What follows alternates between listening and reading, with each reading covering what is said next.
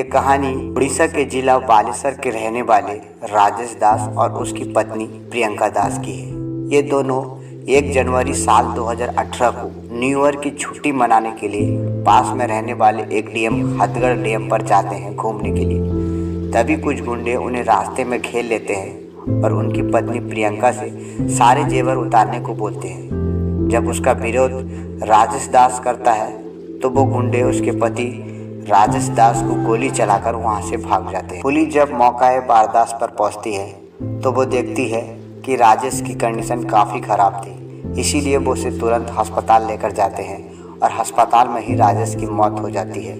और उसकी पत्नी जब बेहोश थी तो इसीलिए उसे कुछ नहीं पूछा जाता। जब वो होश में आती है तो पुलिस उससे पूछताछ करती है और उसकी पत्नी प्रियंका बताती है कि हाँ, हम दोनों हथगढ़ डैम पर घूमने के लिए जा रहे थे, छुट्टी मनाने के लिए जा रहे थे। तभी कुछ गुंडों ने हमें घेर लिया और मुझसे सारे जेवर उतारने को बोले। जब राजेश ने इसका विरोध किया तो वो गुंडों ने राजेश के ऊपर गोली चला दिया। उसके बाद क्या हुआ मुझे नहीं पता। प्रियंका का बयान लेने के बाद अच्छी तरीके से जांच करना शुरू कर देती है, लेकिन फिर भी 2 महीने तक पुलिस को कुछ हाथ नहीं आ रहा था। पुलिस राजेश के घर में पूछताछ करती है कि क्या कोई राजेश का ऐसा दुश्मन था जो उसकी जान ले सकता है। तो उन लोग बताते हैं कि नहीं, राजेश बहुत ही शरीफ और अच्छा बिजनेसमैन और एक अच्छा आदमी था। उसके किसी के साथ कोई तरह की ऐसी दुश्मनी नहीं थी जिसमें कोई भी इंसान उसकी जान ले सके। राजेश के 1 महीने के मरने के बाद LIC के रूल्स अनुसार प्रियंका को 1 करोड़ का टर्म इंश्योरेंस मिलता है। उसके बाद प्रियंका अपना रंग दिखाना शुरू करती है। प्रियंका पहले तो उदास रहती थी, लेकिन जब उसके पास 1 करोड़ रुपए राजेश के आ गए तो उसने अक्सर घर से बाहर रहती थी और देर रात घर को वापस आती थी। लेकिन एक दिन जब राजेश की माँ प्रियंका के रूम पर जाती है तो वो बाहर से सुनती है कि प्रियंका किसी के साथ फ़ोन में बात कर रही थी और उसे बता रही थी कि हाँ, राजेश का 1 करोड़ रुपए मिल चुका है, अब किसी बात का कोई प्रॉब्लम नहीं है, अब हम जल्दी से यहाँ से निकल जाएंगे और हम दोनों इस पैसे से आराम से अपनी एक नई ज़िंदगी शुरू करेंगे। राजेश की माँ को ये बात थोड़ा अजीब लगता है, इसीलिए वो प्रियंका के ऊपर नज़र रखना शुरू कर देती है। प्रियंका अक्सर झूठ बोलकर जाती थी कि वो मंदिर जा रही है, लेकिन वो पास में रहने वाले एक कॉफ़ी शॉप में एक अनजान शख्स के साथ घंटों बात करती है। जब प्रियंका का पीछा करते हुए उसकी साथ जाती है तो वो देखती है कि प्रियंका एक कॉफ़ी शॉप में एक अनजान शख्स का हाथ पकड़कर घंटों बात कर रही थी। इसे देखकर राजेश की माँ को शक हो जाता है और वो कुछ नहीं बोलती वहाँ से चली आती है। उसके बाद राजेश का एक छोटा भाई सुनील रहता है। सुनील को उसकी माँ सारी बातें बताती है कि किस तरह प्रियंका राजेश के गुजर जाने के बाद अपना रंग दिखा रही है और ये झूठ बोलकर जा रही है कि वो मंदिर जा रही है, बल्कि मंदिर नहीं, किसी अनजान शख्स के साथ कॉफ़ी शॉप में हाथ पकड़कर घंटों बात कर रही है। और मैंने उस दिन उसे किसी के साथ फ़ोन में बात करते हुए सुना था, ये कहते हुए कि हाँ, अब राजेश का 1 करोड़ रुपया मिल चुका है, अब हम यहाँ से निकल जाएंगे और एक अच्छी सी ज़िंदगी नई से शुरू करेंगे।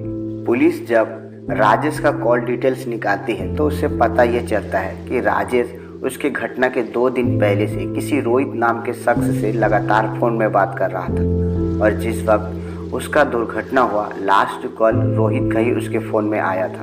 पुलिस को रोहित के ऊपर शक होता है, इसीलिए वो राजेश के भाई सुनील को पुलिस स्टेशन बुलाती है और उससे पूछती है कि क्या आपका रोहित नाम का कोई रिश्तेदार या कोई जान पहचान है। तो वो बताता है कि नहीं, कोई हमारा रोहित नाम का रिश्तेदार नहीं है और ना ही कोई भैया का दोस्त है।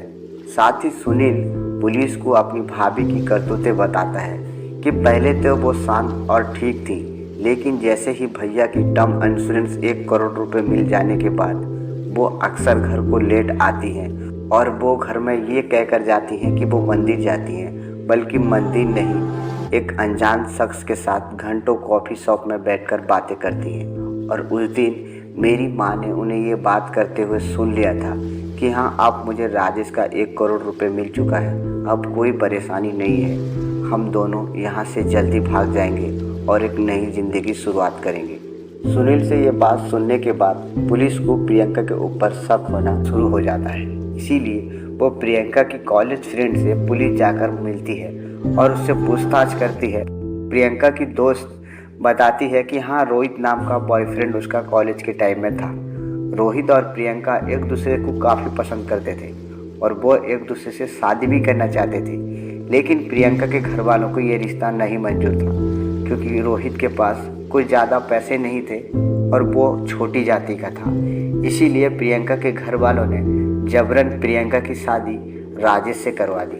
पुलिस की शक यकीन में बदल जाती है, इसीलिए वो प्रियंका और रोहित की सारी कॉल डिटेल्स निकालते हैं, जिससे ये पता चलता है कि हाँ, आज से 6 महीने से वो लगातार एक दूसरे से बात कर रहे थे और इवन जिस दिन उसका मर्डर हुआ राजेश का, उस दिन भी उसने रोहित के साथ बात किया था। पुलिस इसीलिए प्रियंका की जहाँ पे कॉफ़ी शॉप में बात करती है, उस कॉफ़ी शॉप में सादे कपड़े पहनकर 2 पुलिस वाले उस कॉफ़ी शॉप में बैठ जाते हैं और रोहित आता है और आने के बाद प्रियंका को सारी प्लानिंग बताता है। वो बताता है कि हम दोनों अगले महीने घर छोड़कर भाग जाएंगे और मुंबई जाके सेट हो जाएंगे। तभी पुलिस रोहित को वहीं पर दबोच लेती है। रोहित से सख्ती से पूछताछ करती है तो वो बताता है कि हाँ, मैं और प्रियंका ने हम दोनों ने मिलकर राजेश की कत्ल कर दी और पुलिस को शक ना हो इसीलिए हम दोनों ने मिलकर इसे लूटपाट का घटना बता दिया। पुलिस रोहित और प्रियंका का सारा